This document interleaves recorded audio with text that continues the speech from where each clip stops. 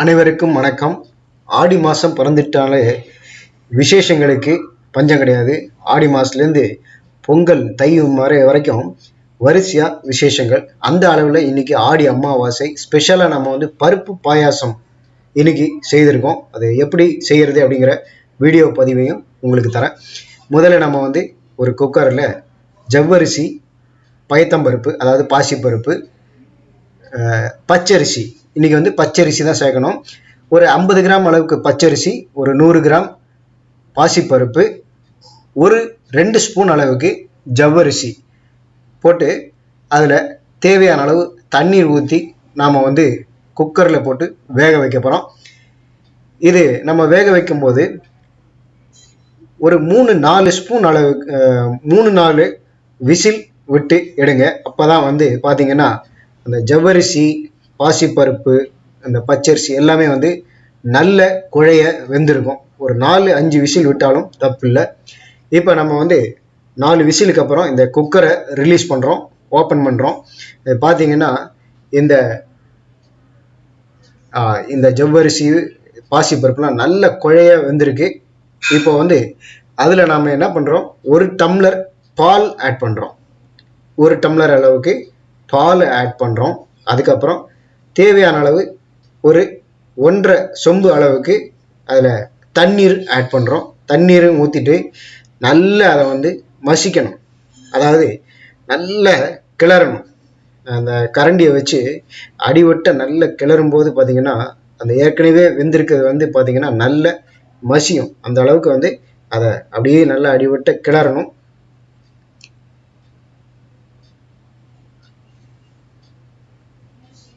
நாம் அதை நல்லா கிளறி விட்டுட்டு அதுக்கப்புறம் இதுக்கு தேவையான அளவு வெல்லம் சேர்க்க போகிறோம்.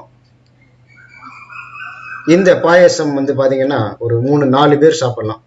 நம்ம ஏற்கனவே பொடி பண்ணி வச்சிருக்கிற மண்டை வெல்லத்தை இதில் ஆட் பண்ண போகிறோம். ஒரு 4 கரண்டி அளவுக்கு, கிட்டத்தட்ட ஒரு 1/2 கிலோ அளவுக்கு இந்த வெல்லத்தை இதில் நம்ம இந்த பாயாசத்துக்கு ஆட் பண்ண போகிறோம். அப்போ தான் பாயாசம் நல்ல ஸ்வீட்டாக இருக்கும். இதுக்கு கம்மியாக போட்டிங்கன்னா ஸ்வீட் கம்மியாகிடும்.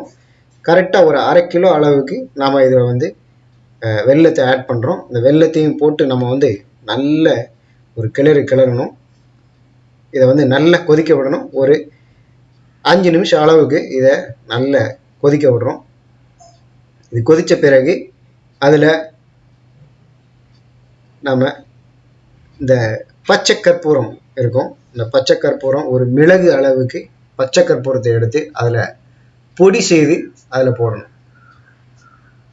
இது பச்சை கற்பூரம் போட்டால் இந்த பாயாசம் பார்த்தீங்கன்னா நல்ல வாசனையாகவும் இருக்கும், டேஸ்டாகவும் இருக்கும். இந்த பச்சை கற்பூரம் ஒரு மிளகு அளவுக்கு அதை எடுத்து சர்க்கரை பொங்கலுக்கு, பாயசத்துக்கெல்லாம் இதில் ஆட் பண்ணலாம். இதை கையால் அப்படியே ஒரு நசுக்குனாலே நம்ம பொடி ஆகிடும். அந்த பொடியை அப்படியே அதில் போட்டு நல்ல ஒரு கிளறி விடணும். ஒரு 3 ஏலக்காய் எடுத்து தனியாக வச்சுக்கோங்க. அப்புறம் ஒரு 5-6 முழு முந்திரி பருப்பு தனியாக எடுத்து வச்சுக்கோங்க.